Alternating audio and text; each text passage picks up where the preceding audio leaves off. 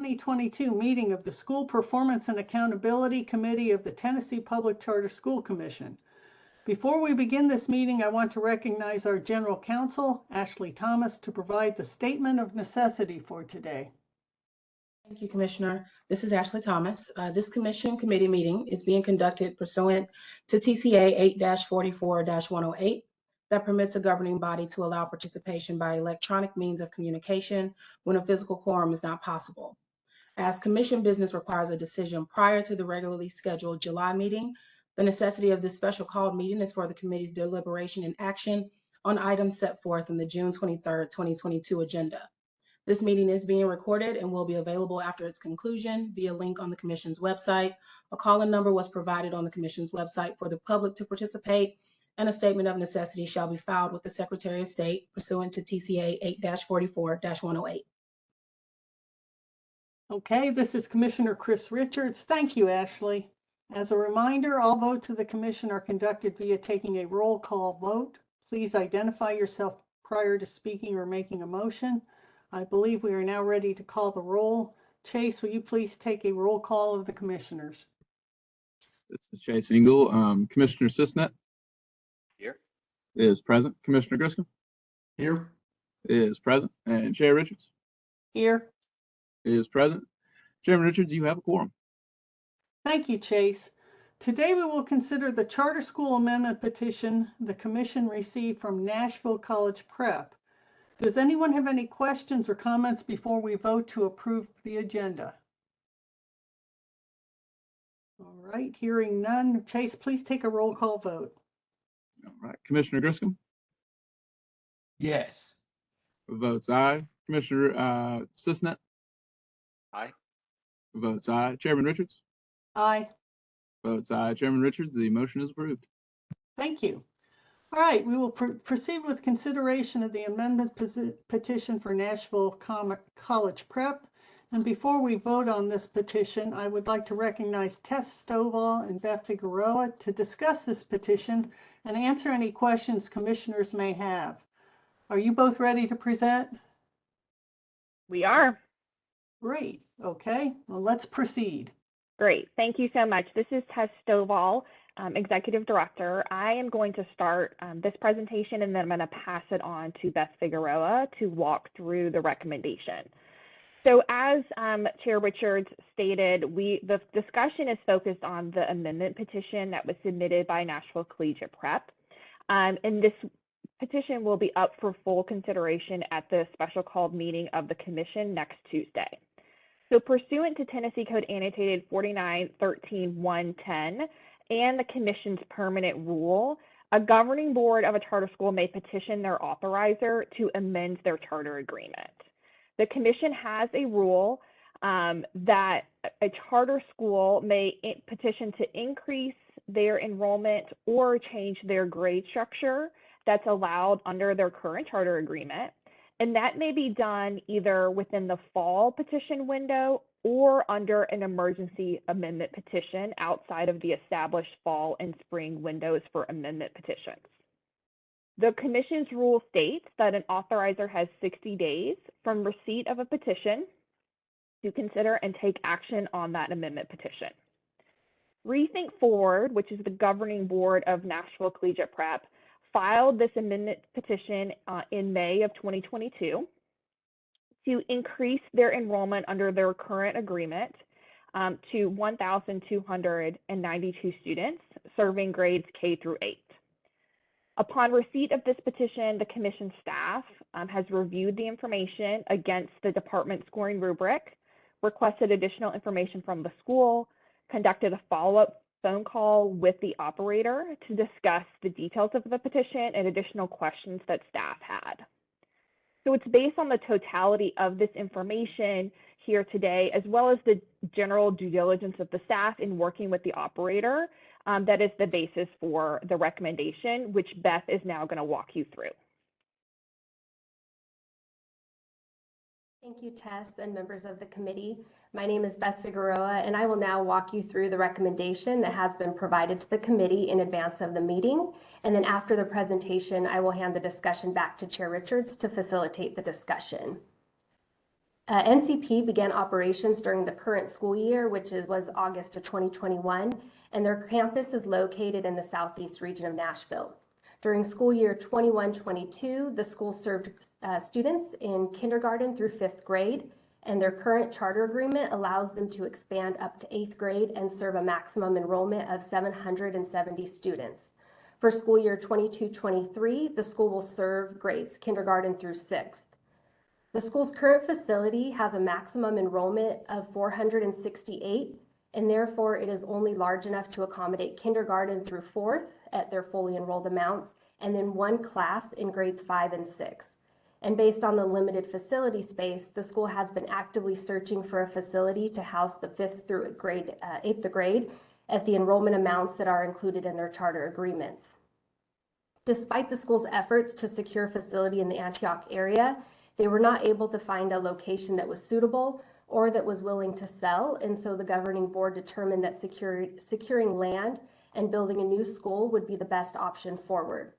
NCP identified and entered into escrow on a property in Antioch, which is large enough to build a facility, and through board discussions as well as through the budgeting process, they determined that the most feasible and effective use of the land, as well as to have the necessary financial resources to cover the facility costs, that it was necessary for them to expand their enrollment to 1,292. NCP proposes to keep grades kindergarten through 4th at the current location, and then the new facility will be used to serve grades 5 through 8. Commission staff completed a review of the amendment application. We also looked at end of the year internal assessment data, which was provided by NCP, and staff also held a discussion with the operator. Our review focused on the characteristics of a strong response as defined by the Tennessee State Department of Education's amendment petition rubric. All the while, we also recognize the NCP does have facility constraints, and as such, we determined that it was necessary that we as the authorizer be collaborative partners with the school in order to support the students that they serve. During our review, staff considered the academic results for NCP, and since NCP, they are in their first year as a school, there's no state testing data available. And so based on this, staff requested multiple iReady benchmark assessments for both reading and for math. Internal assessment data shows overall growth for students in grades kindergarten through 5th in reading and math over the course of the year. And again, while this data is promising, this is not official state testing data. We also requested disaggregated data for students with disabilities. We looked at English language learners as well as economically disadvantaged, and the results demonstrated growth in reading and math for these subgroups as well. Additionally, staff also requested data related to surrounding traditional public schools. That includes middle schools and high schools. And we also looked at schools that were operated by NEI, which would be the Knowledge Academy schools. Comparative TVOS data shows that the majority of surrounding area schools scored TVOS 1 or 2, and other NEI middle schools scored a TVOS 3. And this demonstrates that there is a need for high quality school options within the southeast region of Nashville. As of June 20th, which was after the current recommendation was finalized, NEI did confirm that they have an enrollment of 466 students for the next year, which does mean that they are nearly fully enrolled. NEI also verified that all staff vacancies have been filled and that the network has added additional staff members specifically to support special populations. And this includes a new director of student support and a special education coordinator at the school. They have also established a contract with Diverse Learners Cooperative, and this will support their strategy of serving all students. In order to construct the proposed campus that will house grades 5 through 8, Noble Education Initiatives will be working with Ryan Company to enter into a fixed price contract for the land and construction, and they will be, the project will be financed by Hamlin Capital Management. While the site plan that's included within the amendment application does include 2 phases of construction, the amendment petition is only for phase 1, and the budget indicates that the proposed enrollment will generate sufficient revenue to cover the cost of the lease. The new campus is projected to open in August 2023, and our records noted the NCP provided a realistic and detailed budget But we also need to recognize that the facility costs are escalating in the current environment. The school's current contingency plan is to maximize its marketing efforts to ensure that enrollment projections are met. And NEI also confirmed their commitment to the school and have verified that the network is willing to support the school in case of a temporary cash shortfall. The amendment application provided included and demonstrated community support by parent and staff comments. And also, as I previously stated, the school does have confirmed enrollment of 466 for next year, which is in line with their goal, which is 468 for the 22-23 school year. NCP also has a wait list of 50 students, and they're working to fill the remaining 3rd and 4th grade seats. At this time, it is not feasible for the current campus to serve all of their existing students as they matriculate into the 23-24 school year. And commission staff acknowledges that the school does have space constraints. And while NCP did do their due diligence in searching for alternative facility options, they have contributed to this situation when they entered into their 20-year lease agreement for the facility that did not meet their long-term needs. This does put the commission in a position where we must consider an emergency amendment petition to correct a situation that in essence was created by the school's lack of long-term facility planning. However, staff agrees that the facility plan that is presented within the amendment petition is a viable option moving forward, and it is our goal to be good partners with the school and support their students. It is the recommendation to approve the emergency amendment petition for Nashville Collegiate Prep with strict guardrails to be included in the amended agreement in order to ensure that the school successfully navigates the construction of this new facility, and also that this expansion is not at the detriment of their current students. The guardrails that we are proposing would include additional accountability surrounding the school's enrollment as they grow towards their full enrollment amounts. Any variance above 10% of the projected enrollment would be considered a material change and could require an amendment to be brought in front of the full commission for review. Also, over the next year, NCP will also be required to complete a pre-opening process that would be overseen by commission staff. And this would include oversight of the actual construction of the facility, and it would also include regular monitoring of their enrollment as well as their staffing. And also, commission staff will conduct quarterly monitoring related services to their special populations, and this would be reported to the governing board.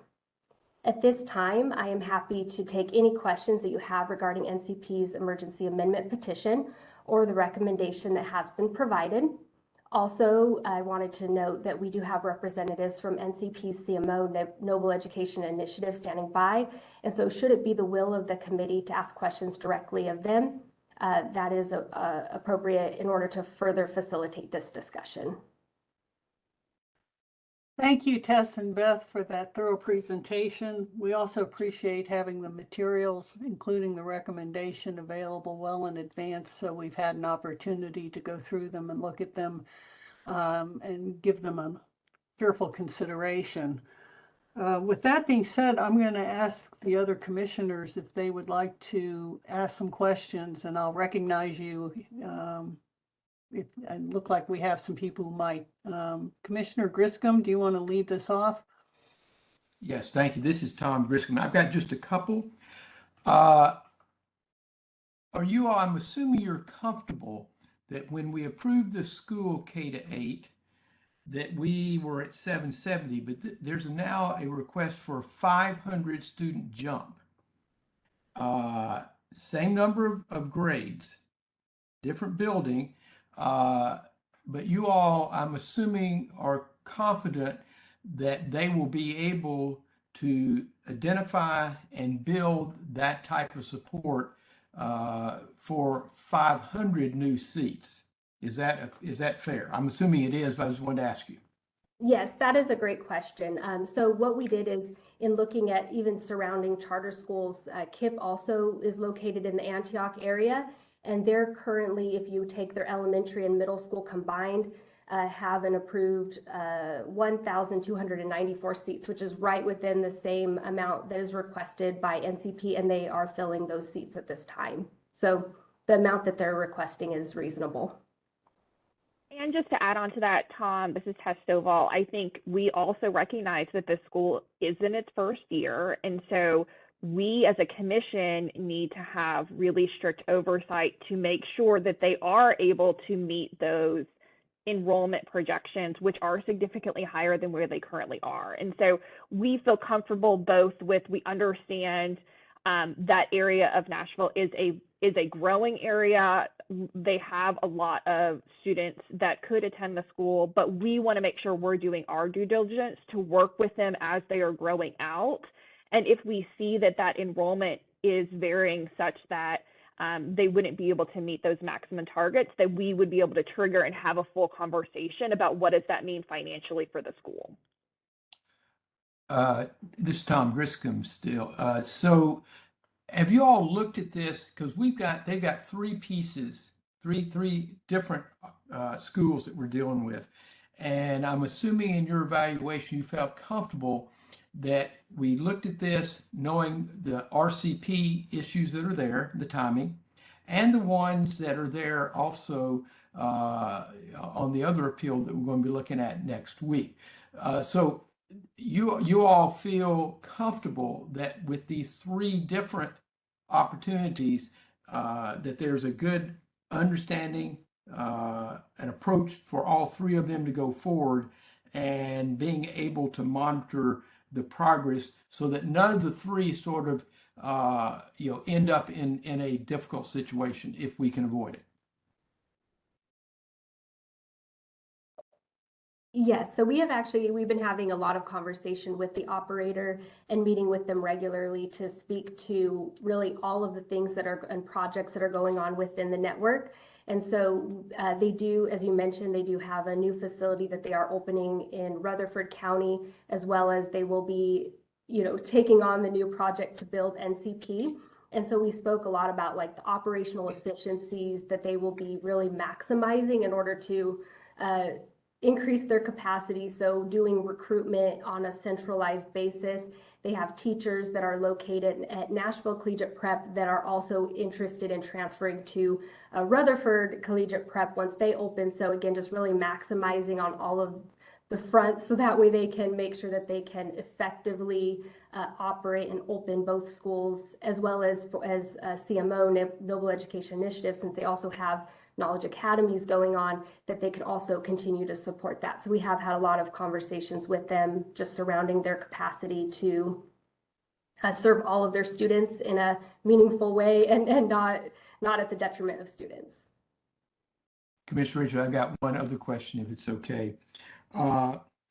So what are our contingency plans? What are their contingency plans if for some reason they are not ready to open in the 2022-2023 school year?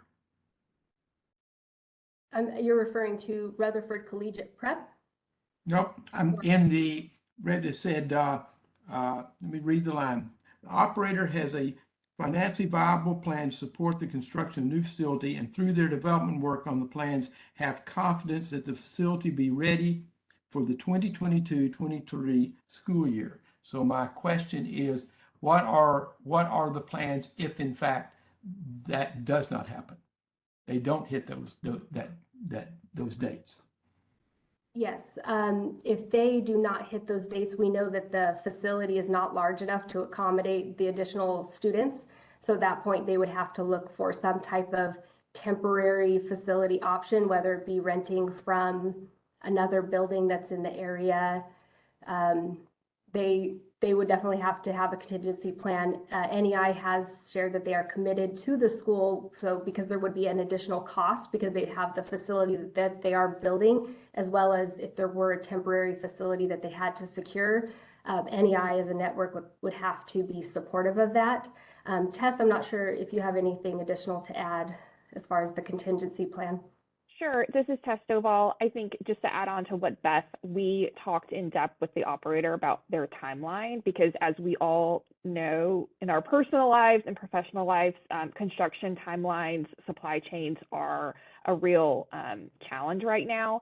So in our conversations with the the operator, we dug into how confident do you feel about these timelines, where are you with the site work, et cetera. So they are, I would say, feel good about where they are. And I think from a staff oversight perspective, a part of that pre-opening process would us having regular checkpoints on the facility such that we would know well ahead of time if we are in a place where it's not going to be ready to open, or there's going to be a potential of a delay of a couple of weeks, and what are those contingency plans. I think that the fact that we're talking about this a year in advance and that they have a thorough plan in place makes me feel confident that they are going to be able to execute. But certainly we need to do our due diligence and monitoring them over the next year to make sure that they meet those expectations. Thank you, Chris. Those are my questions for right now. Thank you. And thank you for that last question, because that was going to be my first question. So we're proceeding efficiently. Commissioner Cisnet, do you have some questions? Yes, I do. Thank you. This is Commissioner Cisnet, and really building off of Tom, I think I had similar questions. My biggest concern is around just the capacity of the commission, just given this one operator is now requiring a lot more than what is typically expected. And I know as the commission continues to grow, there will be needs that other operators will have. And so I think I'm on one hand concerned that this is setting precedents for other operators to do, have similar amendments, which then requires additional capacity. And so I just have a question around what do you all think about what it means moving forward with this kind of hand-holding, if you will, for a single operator. Yeah, I would say that in the recommendation itself, we really wanted to address exactly what you mentioned, that this is not a practice that we would like to take on regularly. We acknowledge the fact that we are in this situation as a result of the school really signing the 20-year lease for a facility that was not a long-range option. And there's a lot of lessons to be learned that in this market, schools cannot find facilities fast enough, and it's very competitive. And so we really are working to make that very clear that this is not a practice that we as a commission are interested in taking on a regular basis. And we want that to be reflected in the recommendation. And Beth, I will just add on, this is Tess Stovall. I think from a capacity standpoint, Commissioner Cisnet, one of the things that we're really thinking about, this is a preview for our conversation in July, is that we, just given the foreshadowing around the number of appeals that we have potentially coming in front of the commission, potentially authorizing additional schools. We already have 2 schools right now that are set to open in 23-24. That we actually really need to be thoughtful around, do we need additional staff capacity, both on the authorizing team, our authorizing team leads our pre-opening work, and so managing that. I think just from a strict pre-opening process and managing the work over the next year, this will fit very nicely into the work that we currently do. We have a great ongoing relationship with the operator, and so I'm not concerned about this one-off situation adding the capacity. I think it's a question of, if this becomes a pattern, if we need to have other schools in similar situations, plus we have additional schools that may be opening, we really need to be thoughtful around how are we really maximizing what our staff is doing. I will also just echo with Beth, I think my recommendation is clear, and I will share this again with the full commission. We cannot make this a practice of allowing a school to get into a facility situation and then come to us to fix the facility situation. It's not okay. And I think we need to make it I try to make it very crystal clear in my recommendation that we are seeing this as an extraordinary circumstance, but it is the responsibility of the operator prior to going into a facility situation that they know what their long-term facility solution is. And that cannot be that we will be coming back and asking for additional grades or additional student maximum enrollment to make the financing work. We really need to see a demonstrated demand, academic results when we're considering expansion just globally. But I think where the staff is right now is that we know that this is the best and most viable option. We want to be supportive of the school and be good partners for those students that are in that community.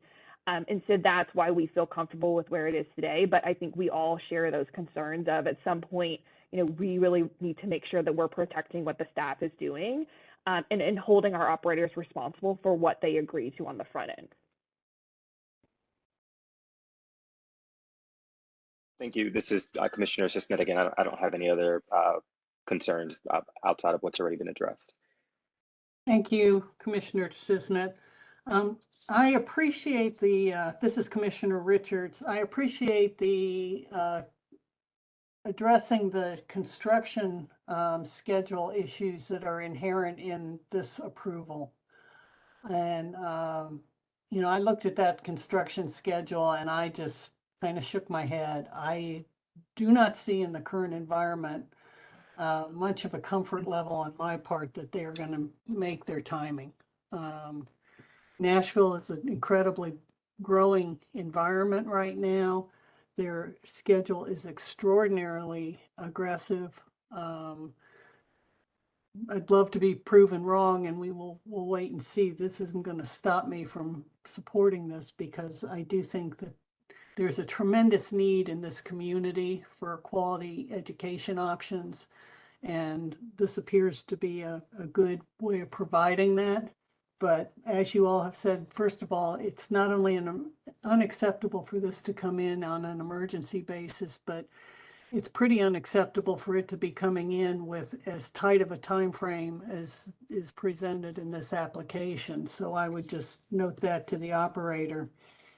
The other question that I have is, what provision have we placed for providing a way for them to do a better job of recruiting in the area of special populations? As I looked at their enrollment numbers for their first year, they are well below the community expectations in all three of the areas. And I would like to understand what they're going to do to try to address that, particularly in the area of special education. And do they need to be provided access to additional resources to try to address that shortcoming? Yes, so we recently did poll their all of the percentages for English language learners as well as special populations. And I would just start by saying, I know at our April commission meeting, we had a very in-depth conversation about concerns to serve the special populations community. The school has definitely worked and proven that they're working to rectify those issues. There have been licensure issues. Those have been resolved both with their EL licenses as well as with their special education licenses, and working to put the appropriate personnel in place to serve those students. As they have been increasing their enrollment, they have confirmed that they have an increasing number. How that shakes out as far as a percentage is concerned is still yet to be totally confirmed, because they have to identify the students. And so it currently does stand at 4%. We looked at neighboring schools to see, how it ranked in the EL. It looks reflective of the community at this time. Special populations, however, is slightly under-enrolled. And so that is something that we are continually looking at also as we do our school performance framework refresh. This is a really great time for us to say, what type of flags do we want to have kind of embedded in the framework to kind of say, whoa, we have some flags in certain areas, so that way we could dig deeper, ask the operator, what are you doing in certain areas, make sure they're not counseling out students. And so that is something that we are having conversations with the school, but we're also making sure that as an authorizing staff, we're putting safeguards into place in our work, so that way we can know early on, wait, we need to have a conversation. It looks like the school may or may not be serving a certain type of student appropriately.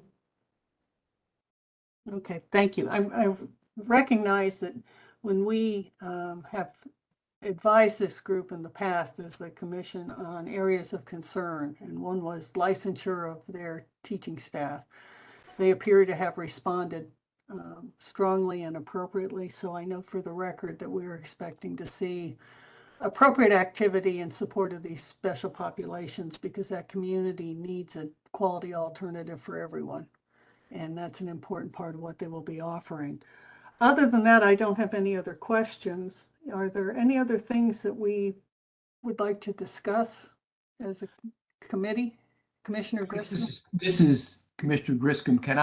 I got 2 points that sort of tie in this, but also look forward to next week. Is that- Please proceed. Thank you. This is Tom Griscom. Beth, on the last statement you made, I think this will be very important when we meet next week as a full commission in special session to be able to put a much broader understanding on the outreach being done as it relates to special populations. To be able to put context around it, because that, as you referenced at our April meeting, this was a discussion point, and I think an important one. And I do know this operator heard it, is aware of it, is working on it, but I think it's going to be important for all commissioners to have a much better feel for the steps that have been taken. The second part is I want to build off what Tess said. I do think it is really important as a commission that we make sure our operators know this is not what we're doing today is not the expected practice. And, because of the emergency, what you got in here, Tess, I understand. But my concern is, as you referenced, that we'll find more of these coming rather than fewer. And that says to me that on the front end, there really has not been the type of real evaluation for the school that they want to create, the population that they think they can serve, and the grade level. So I do hope that as you and the staff continue working on these issues, that is well understood. This is an exception. This is not what's expected by this commission to see coming time and time again.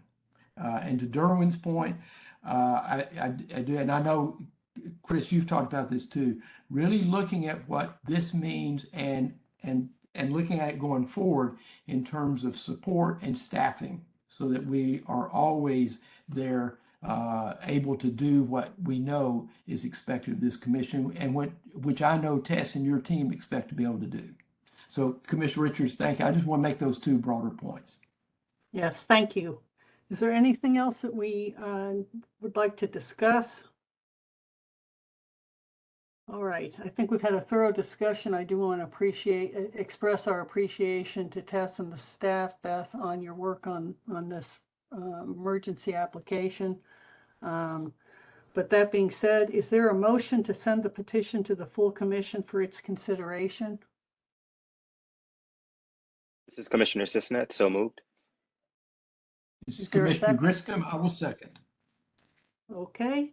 Chase, can you please take the vote? This is Chase Engel. Commissioner Griscom Aye. votes aye. Commissioner Cisnet votes aye. Chairman Richards Aye. votes aye. Chairman Richards, the motion is approved. Thank you very much. I want to thank all of you for your attendance at this meeting of the School Performance and Accountability Committee. At this time, I would like to ask if there are any final comments. Okay, seeing no indication of final comments, I will entertain a motion to adjourn. This is Commissioner Cisnet, so moved. This is Commissioner Griscom. I will second. All right, Chase, will you please take a roll call vote? This is Chase Engel. Commissioner Cisnet Aye. votes aye. Commissioner Griscom Aye. votes aye. Chairman Richards Aye. votes aye. Chairman Richards, the motion is approved. Thank you. The next meeting of the School Performance and Accountability Committee is scheduled for July 28th, 2022. And seeing no further comments, we are adjourned. Thank you all very much. Take care of yourselves. Bye-bye.